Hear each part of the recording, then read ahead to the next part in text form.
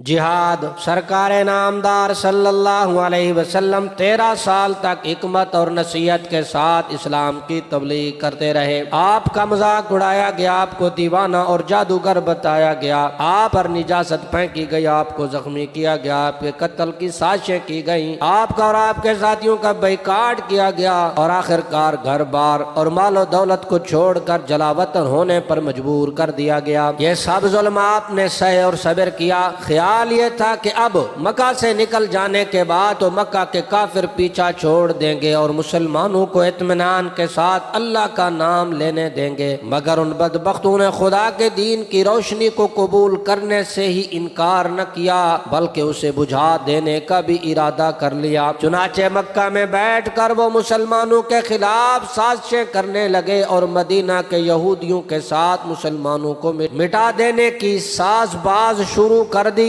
کفار مکہ اور یہود مدینہ کی ان سازشوں سے مسلمانوں کو ہر وقت مدینہ پر حملے کا اندیشہ رہتا تھا، اور رسول اللہ صلی اللہ علیہ وسلم اور بعض بہادر مسلمان ساری رات پہرا دیتے گزار دیتے تھے۔ اب رسول اللہ صلی اللہ علیہ وسلم کو اللہ تعالیٰ کی طرف سے حکم آیا کہ مسلمان اپنی اور اپنے دین کی حفاظت کے لیے کافروں کا مقابلہ کریں، اور اللہ تعالیٰ نے اپنی مدد کا انہیں یقین دلایا۔ اسلامی شریعت میں اس قسم کی لڑائی کو جہاد کہتے ہیں، اور یہ رہتی دنیا تک ان پر فرض کیا گیا ہے۔ اللہ تعالیٰ کے اس حکم کے بعد مسلمانوں اور کافروں میں بہت سی لڑائیاں ہوئی۔ بعض لڑائیوں میں خود سرکار نامدار شریک ہوئے، اور بعض میں کسی تجربہ کار صحابی کو اپنی جگہ امیر بنا کر بھیج میں صلی اللہ علیہ وسلم شریک ہوئے، انہیں غزوہ کہا جاتا ہے، اور جن میں حضور شریک نہ ہوئے انہیں سریہ کہا جاتا ہے۔ غزوات کی تعداد 23 ہے اور سرایہ کی 43 ہے۔